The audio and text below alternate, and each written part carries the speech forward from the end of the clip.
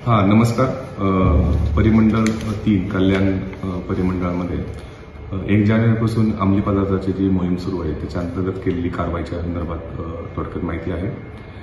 याच्यामध्ये कालच रात्री विष्णुनगर पोलीस स्टेशनच्या हातीमध्ये अंमली पदार्थ विरोधी जे टीम आहे त्या टीमने त्या ठिकाणी 3.5 किलोपर्यंत गांजा आणि एक इसम त्यामध्ये अटक केलेला आहे. अशा प्रकारच्या ह्या कारवाया मागच्या 1 तारखेपासून 1 जानेवारीपासून ह्या अंमली पदार्थ विरोधी सुरू आहे पूर्ण झोनमध्ये.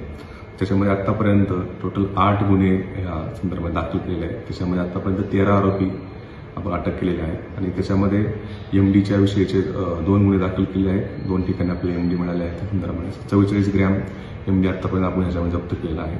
त्याचप्रमाणे गांजाच्या अनुषंगाने आपण आतापर्यंतच्या 4 कारवाया केलेल्या आहेत. त्याच्यापर्यंत आताचे अंदाजे 6 किलोपर्यंत गांजा आपण रिकव्हर केलेला आहे. त्याचप्रमाणे ज्या कोरेक्सच्या बॉटल ज्या आहेत त्या नशा करण्याकरता यूज करतात अशा पण 2 केसेस आतापर्यंत या पूर्ण परिमंडळामध्ये केल्या आहेत.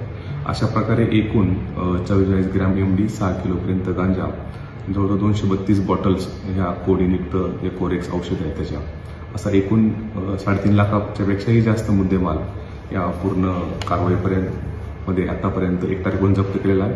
आणि ही परिमंडळमधली कारवाई अशाच प्रकारे सुरू राहणार आहे. जे विक्री करणारे असेल आणि सेवन करणारे या दोघांच्या वरती ही कारवाई ही पूर्णपणे झोनमध्ये सुरू आहे आणि ती अशा सर्व फुटेज हद्दीमध्ये आणि पूर्ण झोनमध्ये ही सुरू राहणार आहे.